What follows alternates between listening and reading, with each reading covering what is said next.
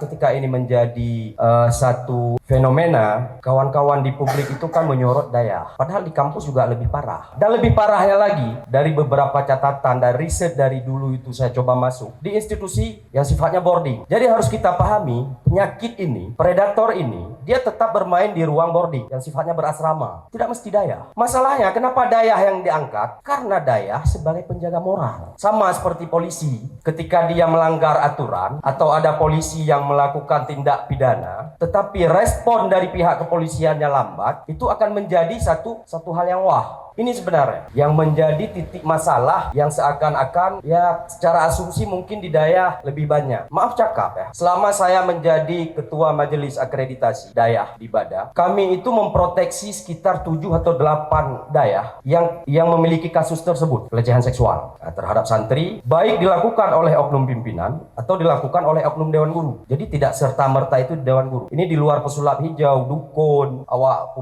mekak-mekak tarikat, itu di luar itu. Yang sifatnya daya yang mengusulkan akreditasi kepada kami.